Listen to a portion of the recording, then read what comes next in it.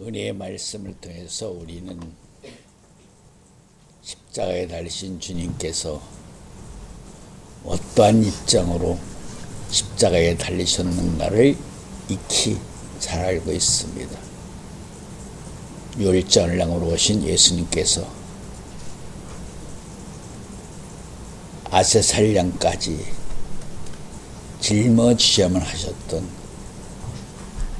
예수님의 입장, 예수님이 짊어지고 계시는 그 십자가의 아픔을 우리는 밝히 너무도 잘 알고 있습니다. 아세살량이 되시기 위해서, 스스로 마귀의 밥이 되시기 위해서 예수님이 가지고 계신 하나님의 비밀, 골로새 2장 2절 3절, 또 하나님 영광의 주로서 가지고 계시는 모든 영광을 스스로 이 땅에 성체를 타고 오르시는, 십자가를 타고 오르시는 주님의 보혈 속에, 피 속에 다 감추시고 이 땅에 떨으셨습니다. 그래서 예수님은 뭘로 죽으셨어요? 하나님 아들로서 죽은 것이 아니라 인간 예수로서 죽으셨다는 것이죠. 그러나 여기에 한 가지 불변이 있습니다. 변하지 않는 사항이 있습니다.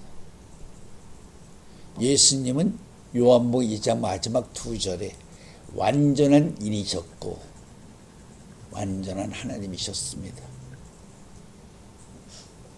비록 속에 있는 모든 하늘의 보화와 비밀은 다 이 땅에 천상천하 아무도 모르게 떨쳐버리셨지만은 예수님의 육신은 떨쳐버릴 수가 없었습니다. 왜? 예수님은 말씀이 육신이 되신 분이기 때문에, 즉 다시 말하면 부정보혈로 태어나신 분이 아니라 육신도 말씀 자체로 이 땅에 오신 분입니다. 그렇기 때문에 베드로전서 3장에 있는 말씀처럼 육신으로는 죽으셨으나 영으로는 살리심을 받고 수월에 들어가셔서 부활의 말씀을 전하셨다는 내용을 우리는 잊지 말아야 됩니다. 여기서 오늘 한 가지 꼭 지적하고 싶은 말씀이 하나 있습니다. 부활이 존재함으로 예수님도 부활 받으실 수 있다고 고전 15장에서 잘 설명되어 있습니다. 부활이 없으면 예수님도 살아나지 못합니다. 부활이 있으므로 예수님도 살아날 수 있었던 것입니다. 창세기 14장에 멜기세덱이 떡과 포도주로 아브라함이 축복해 줄 수 있었던 것은 멜기세덱이 존재함으로 멜기세덱이 등장할 수 있었다는 것이죠. 그러면 창세기 14장에 등장한 멜기세덱과 예수님이 부활의 능력으로 사망의 권세를 깨시고 3일 만에 부활하신 하나님 아들로 인정받으신 그 멜기세덱과는 어떤 차이점이 있는 것인가? 창세기 14장에 등장한 멜기세덱은 누구고, 예수님이 하나님 아들로 인정받으신 하늘의 대지상이 되신 멜기세덱은 어떤 관계를 이루고 있는 것인가 하는 부분을 설명을 하려고 하는 것입니다. 자, 이 점을 한번 생각해 보세요. 예수님 말씀 중에도 아버지를 본 자가 있다는 것이 아니라, 그렇죠? 아버지에서 온 자가 있다고 말씀을 하셨습니다. 요한복음 1장 18절 말씀처럼 독생하신 하나님, 예수님만이 볼 수 없었던 하나님을 최초로 나타내신 분이 그 말씀을 하셨습니다. 디모데전서 6장 15, 16절 봐도 하나님을 볼 수 있는 하나님이 볼 수 없는 하나님이에요. 볼 수 있는 하나님이 아니, 천상천하에 하나님을 본 자는 아무도 없습니다. 예수님만이 하나님을 보신 분입니다. 성경 전체를 우리가 면밀히 살펴봐도 하나님을 본 자는 없다. 아버지를 본 자는 없다. 그런데 여호와는, 구약의 마당을 누볐던 여호와는 어떤 존재였습니까? 아브라함에게 오셔서 아브라함의 집에서 아브라함이 잡은 붉은 암송아지와 무교병을 먹고 마셨습니다. 아브라함과 인격적인 대화를 나누죠. 소돔과 고모라를 심판하는 과정에 있어서. 이 말씀을 하는 저희가 무엇인지 이해가 되죠. 한마디로 얘기하면 여호와는 하나님이 아니라는 것이죠. 그럼 이 땅에 멜기세덱이 등장하고 여호와가 등장합니다. 그들이 구속사의 세계에 등장한다는 말은 구속사의 세계를 이루기 전에 그들은 창세전에 이미 여호와로서 멜기세덱으로부터 존재했던 대상들이다. 그렇다면 그들은 궁창의 세계에서 어떤 존재들이었을까? 그 말씀을 우리가 곱씹으며 이해하기 위해서는 예수님이 하신 말씀을 생각해 보시기 바랍니다. 인자가 아버지의 영광으로 올 때 거룩한 천사들과 함께 오리라. 인자로 오시는 분도 이 땅에 여인의 길을 통해서 온다면 데리고 온 거룩한 천사들도 그렇지 같은 유형의 길을 통해서 이 땅에 온다는 것을 의미하죠. 바로 구속사의 세계에 등장하는 모든 대상들은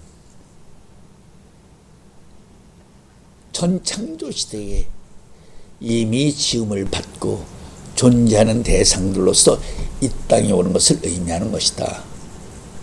궁창의 세계에 있는 거룩한 존재들이 이 땅에 구속사의 세계에 하나님의 주권적인 섭리 속에서 이루어지는 때에 맞게 등장하고 있는 대상들이라는 것을 말씀하고 있는 것이에요. 이미 여러분들에게 소속에 관한 말씀을 했습니다. 예수님은 아버지의 품속, 여호와와 멜기세덱은 어디에 소속된 사람들이에요? 네 생물에 소속된 사람들이죠. 여호와나 멜기세덱은 동일한 존재인데 왜 두 가지 이름으로 역사하는가 하면 여호와는 정죄의 직분의 입장으로서 역사하고 멜기세덱은 의의 직분의 대상들을 통해서 역사한다. 믿음으로 의롭다함을 받는 사람들에게는 멜기세덱으로 역사했고 율법을 통해서 인dom을 받는 모든 대상들에게는 여호와로 역사했다. 그렇기 때문에 시내산에서 여호와가 모세를 통해서 이스라엘 백성들에게 율법을 준 것이고 멜기세덱은 아브라함에게 떡과 포도주로 축복을 해준 것이다. 아담이 선악 나무 열매를 따먹지 않고 뱀과 싸워서 이겼다면 계시록 2장 17절 말씀처럼 감췄던 만나를 먹게 하고 흰돌을 주어서 아담이 새 이름을 받는 것이죠. 아담은 이름도 받지 못하고 호적도 올리지 못하고 쫓겨난 사람이니까 아담은 사람이라는 뜻이 이름이 아니니까. 그러면 아담이 이겨낸 자로서 받은 이름이 뭐예요? 멜기세덱이에요. 멜기세덱은 하늘의 대지상이에요. 하늘의 대지상이라는 말은 인간과 하나님의 중간에서 인간을 대표한 중보자로서 하나님께 거룩한 산 제사를 드리는 사람이에요. 그게 멜기세덱이 그게 하늘의 대제사장이에요. 히브리 3장 1절에도 우리의 사도시며 하늘의 대제사장이신 예수님을 생각하라. 히브리서 7장 1절 말씀. 신약 359페이지. 이 멜기세덱은 살렘 왕이요 지극히 높으신 하나님의 제사장이라. 여러 임금을 쳐서 죽이고 돌아오는 아브라함을 만나 복을 빈 자라. 아브라함이 일체 10분의 1을 그에게 나눠주니라. 그 이름을 번역한즉 첫째 의의 왕이요 또 살렘 왕이니 곧 평강의 왕이요 아비도 없고 어미도 없고 족보도 없고 시작한 날도 없고 생명의 끝도 없어 하나님 아들과 방불하여 항상 제사장으로 있느니라. 아담이 당연히 멜기세덱이 되는 사람이에요. 그런데 아담이 불순종을 함으로 이름도 받아보지 못하고 쫓겨나고 말았죠. 본래 멜기세덱은 창조주가 입을 수 있는 영광이에요? 피조물이 입어야 될 영광이에요? 피조물이 입어야 될 영광이에요. 근데 피조물이 그 영광을 입지 못하기 때문에 부득이 하나님이 예수님에게 하나님 아들의 영광을 다 버리게 하시고 그로 하여금 멜기세덱 반차를 통해서 멜기세덱의 영광을 입게 하신 것이다. 이렇게 간략하게 결론을 말할 수가 있어요. 물론 예수님이 이 땅에 오셔서 그 길을 걸으시기 전에 하나님이 시험을 하셨죠. 피조물 대상으로. 그래서 창세기 22장에 아브라함을 시험하셨다는 시험 속에도 바로 그 내용이 들어있는 것이에요. 아브라함의 믿음을 시험하셨다. 백세 얻은 만득자 이삭을 제물로 번제로 바쳐라. 그 내용 속에는 표면적으로 표현된 내용의 의미만이 들어있는 것이 아니라 아브라함이 어떤 마음으로 이삭을 번제로 바칠 수 있는 신앙의 색깔을 하나님이 보신 것이에요. 근데 아브라함도 이틀 동안 번민 속에 고개를 들지 못했어요. 3일째 가서 겨우 고개를 들고 번제를 바친 그 산을 바라보았더라. 그 의미 속에는 무슨 뜻이에요? 아브라함도 자기 아들을 아세살 양으로 바칠 수 있는 믿음이 없었다는 걸 하나님이 바라보셨다는 거죠. 이삭은 유월절 양의 그림자로 제물로 바쳐졌지.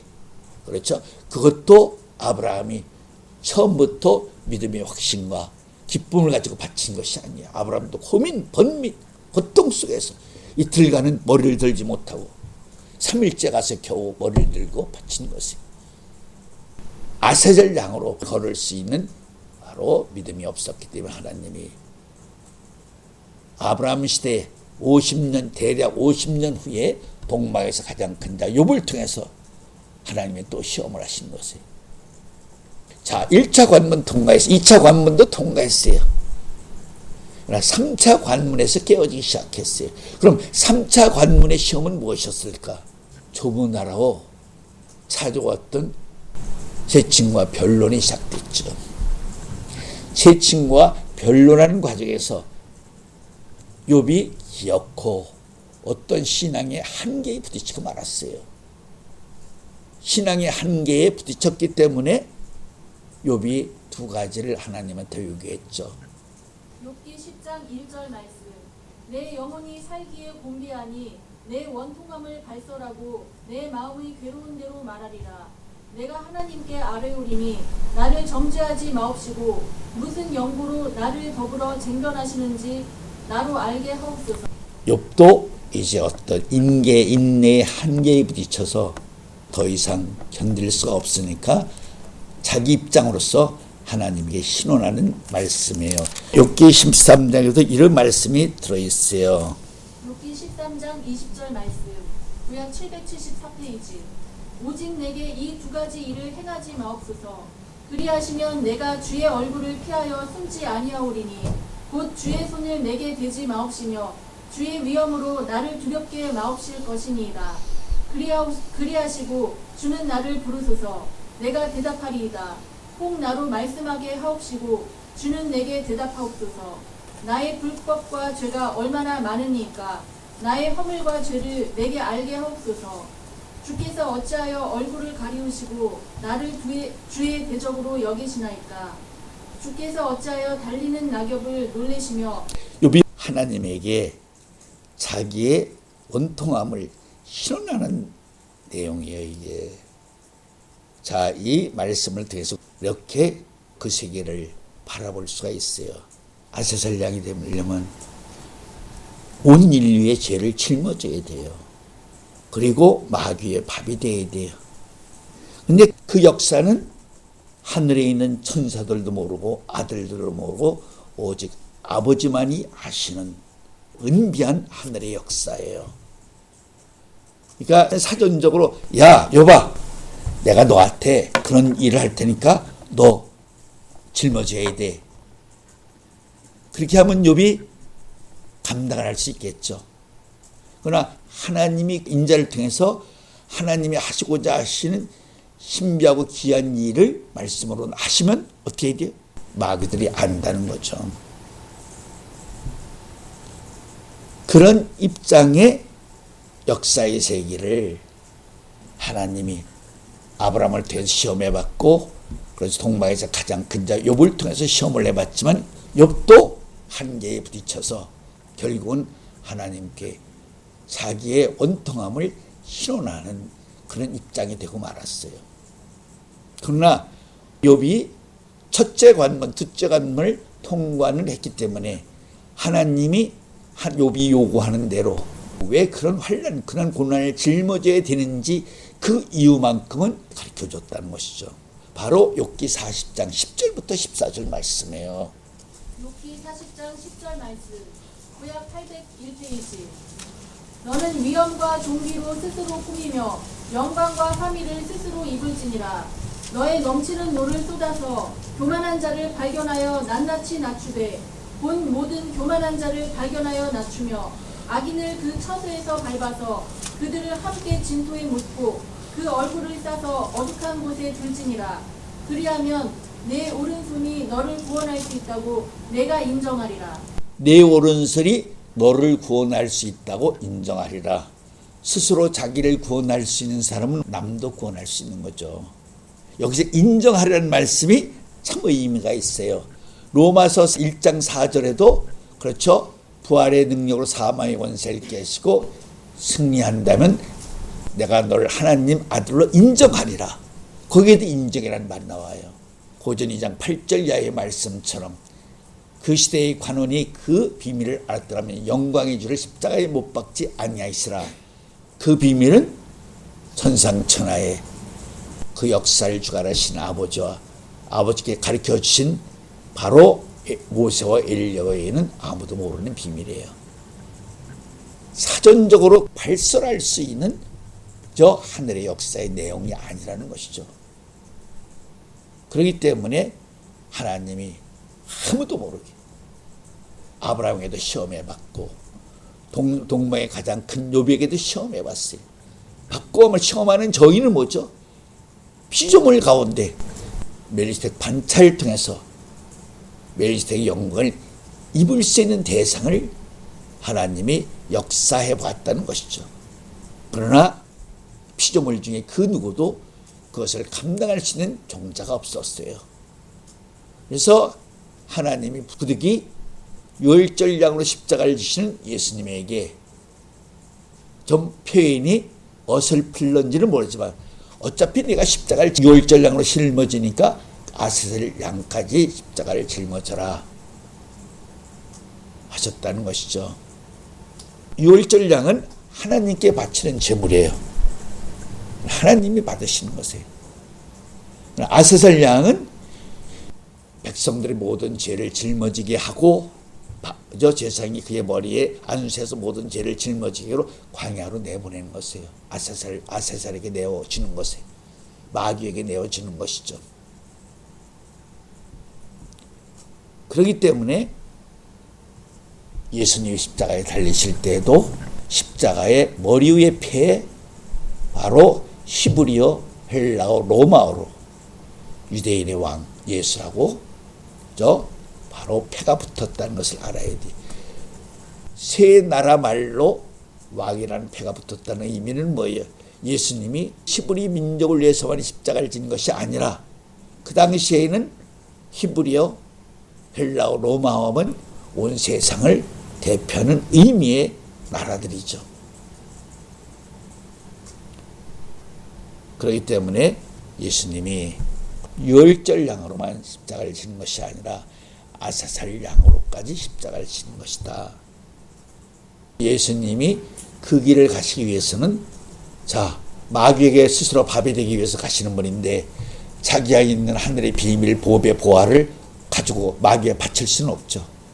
예수님이 그 영광을 다 바칠 수 없으니까 그걸 어떻게 해야 돼? 성체를 타고 그를 빗속에 그걸 감추고 이 땅에 다 떨치는 것이다. 그래서 예수님은 인간 예수로서 십자가를 지신 것이다. 그렇기 때문에 예수님의 부활이 우리 부활이 될 수 있는 거예요. 하나님 아들로 그분이 부활해봐요. 우리가 하나님 아들의 분량을 가지고 있습니까? 우리가 하나님 아들 같은 믿음이 있습니까? 하나님 아들이 가지고 계시는 그 말씀의 세계의 거룩함과 영광을 가지고 있습니까? 그러나 예수님의 부활이 우리의 부활이 될 수 있었던 것은 그가 하나님 아들로서 가지고 계신 모든 영광을 우리를 위해서, 히브리 6장에 우리를 위해서 들어가셨다고 그랬거든요. 그러니까 우리를 위해서 다 버리시고 진짜 인간 예수로서 십자가를 지신 것이다. 그래서 십자가 치료의 말씀의 내용도 세 말씀은 하나님 아들로서 권위 있는 말씀을 했죠. 그러나 네 말씀은 인간의 인자의 입장으로서 고뇌적인 말씀을 했어요. 다시 말하면 세 말씀은 유월절 양으로 하신 말씀이고 네 말씀은 아사살 양의 입장으로 말씀하신 의미도 된다 하는 것을 강조하신 것이죠. 저들의 죄를 용서해 주소. 내가 오늘 나와 함께 낙원에 있으리라. 여자의 벗어서 아들이니이다. 이 말씀을 뭐예요? 하나님 아들로서 권위적인 말씀을 하신 것이에요. 그리고 네 번째, 엘리엘리 라마 사박다. 하나님 왜 나를 버리시나이까? 목마르다. 다 이뤘다. 내 영혼을 받으소서. 이 말씀은 뭐예요? 바로 아사살 양으로 하신 말씀입니다. 연약한 우리 인간의 입장으로서 인간의 고통을 짊어지시고 성경을 이루시기 위해서 하신 말씀이다 하는 것을 알아야 되는 것입니다. 그래서 예수님이 부활하셨을 때 하나님 아들로 인정하셨다 하는 거예요. 그래서 그 말씀을 근거로 해서 누구든지 우리 피조물이 메시아 차원의 그런 존재가 되기 위해서는 어떻게 해야 돼요? 부활의 능력으로 사망의 권세를 깨고 이기지 못하면 다 가짜예요. 두 감람나무도 이 땅에 오신 목적은 뭐예요? 영광을 받기 위해서 온 거죠. 영광을 받으려면 어떻게 해야 돼요? 죽었다가 3일 반 만에 살아나야 돼요. 살아나지 못하면 가짜예요. 누구를 막노라고. 그래야 하나님 아들로 인정받으시는 것이에요. 하나님 아들로 인정받은 그가 누구예요? 멜기세덱이에요. 8장 4절 말씀, 신약 360페이지. 예수께서 만일 땅에 계셨다면 제사장이 되지 아니하셨을 것이니 이는 율법을 조차 예물을 드리는 제사장이 있음이라. 또 저희가 섬기는 것은 하늘에 있는 것의 모형과 그림자라. 모세가 장막을 지으려 할 때 예수님이 부활하셨어요. 멜기세덱 하늘의 대성이 되셨어요. 하늘의 대성이 되었기 때문에 예루살렘 성전에 가셨나요? 가지 않았죠. 가지 않은 게 못 가죠. 거기는 이미 죽는 자들로 이루어진 제사장들이 물질 세상의 제물로 하나님께 제사를 드리고 있었기 때문에 하늘의 대성이신 예수께서 그곳에 갈 수가 없죠. 왜? 하늘의 대성인 예수님은 세상 제물로 제사를 드리는 분이 아니에요. 예수님이 성반자식 할 때 유월절날 다 이스라엘 백성 전체가 다 양을 잡아서 열절 잡아 제사를 드리는데 예수님만이 양을 잡지 않고 떡과 포도주로 대신했다. 그런데 하늘의 대성의 영광을 입으신 그분이 세상 제물로 하나님께 제사를 드릴 수가 있습니까? 제사 드리지 못하죠. 이 말씀을 하는 입장을 깊이 생각을 해보면 예수님이 부활하신 분이 바로 누구라는 거예요? 하늘의 대지상이 되셨다는 거죠. 그래, 하늘의 대지상이 누구예요? 멜기세덱이 하늘의 대지상이지. 히브리서 5장 10절 말씀, 신약 357페이지. 하나님께 멜기세덱의 관차를 좇은 대제사장이라 칭하심을 받았느니라. 예수님이 이 땅에 하늘의 대지상으로 며칠 계셨어요? 40일. 40일 동안에 만난 사람들이 몇 명이에요? 500명. 그래서 500명을 다 불러 모으시고 감람산에서 승천하셨어요. 그때 사람들이 하늘을 쳐다보고 있으니까 빛난 옷을 입은 천사가 말을 했죠. 너희가 본대로 오리라. 지금 거기에 있는 사람들은 올라가시는 분을 다 누구라고 믿고 있어요? 예수라고 믿고 있죠. 그러나 우리가 영적인 입장에서 말씀의 세계를 장성한 자의 입장으로서 바라본다면 예수로 올라갔나요? 누구로 올라갔나요? 멜기세덱으로 올라가신 것이죠. 하늘의 대지상으로 올라가신 것이에요. 예수로 올라간 분이 아니에요. 그렇기 때문에 다시 너희가 본대로 한 번은 너 누가 온다는 거예요? 멜기세덱이 온다는 거죠. 멜기세덱으로서 이 땅에 오신다는 거죠. 여기까지만 해두고 아까 말씀을 해야죠. 예수님이 영생일을 통해서 40일 동안 이 땅에 하늘에 멜기세덱으로 계신 그 멜기세덱과 창세기 14장에 등장한 멜기세덱은 어떻게 다른 것인가? 창세기 14장에 등장한 멜기세덱은 뭐예요? 궁창에 존재하던 멜기세덱이에요. 궁창에 존재하던 멜기세덱이라는 말은 뭐예요? 그도 거룩한 천사라는 것이죠. 사장 7장인가 보면 신의 산에서 모세의 율법을 준 여호와를 천사라고 말하고 있고요. 호세아서도 야곱과 씨름한 바로 그 사람을 천사라고 말하고 있어요. 바꾸어 말하면 이런 뜻이에요. 부활이 있으므로 예수님이 부활한 것처럼 이미 궁창의 세계에는 내 생물 속에 여호와가 존재하고 있었어요.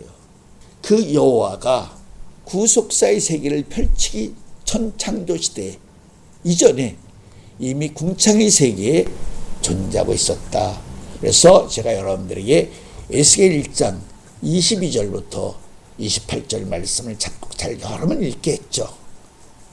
내 생물 머리에 보좌 같은 것이 있고 보좌 위에 인자 같은 이가 있는데 이미 여호와는 궁창의 세계 속에서 내 생물에 소속되어 있는 바로 거룩한 인자로서 존재하고 있었다는 것이죠.